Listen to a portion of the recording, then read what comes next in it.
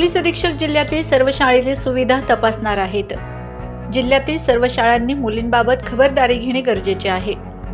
नंदुरबार शहरातील एका नामांकित शाळेत सफाई कर्मचाऱ्याकडून एका अल्पवयीन मुलीला अश्लील व्हिडिओ दाखवण्याचा प्रकार घडला होता। त्यामुळे जिल्हा पोलीस दल सतर्क झाला असून जिल्ह्यातील सर्व शाळांना पोलीस अधीक्षक भेट देणार असून शाळेतील सर्व सुविधा तपासणार आहेत।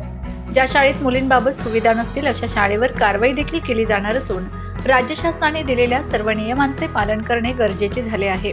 त्यामुळे जिल्ह्यातील सर्व शाळांनी मुलींबाबत खबरदारी घेणे गरजेचे आहे।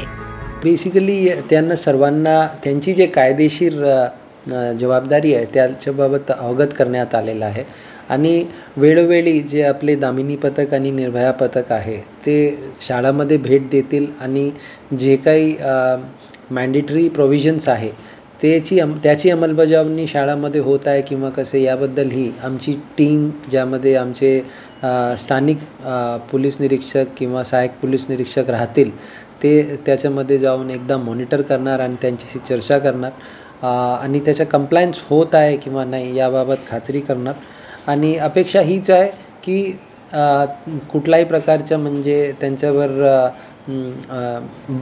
फोर्स न करता त्यांनी लवकरात लवकर सर्व जे काही कायदेशीर गाईडलाईन्सची पूर्तता आहे त्यांनी ते करून घ्यावी। त्यांनीसुद्धा भरपूर इश्यूजमध्ये त्यांचे मुद्दे रेस केले। त्यामध्ये ट्रॅफिकचा मुद्दा त्यांनी उपस्थित केला व जो ईव टीझिंगचा प्रमाण असतो त्याच्याबद्दलसुद्धा त्यांनी सांगितलं।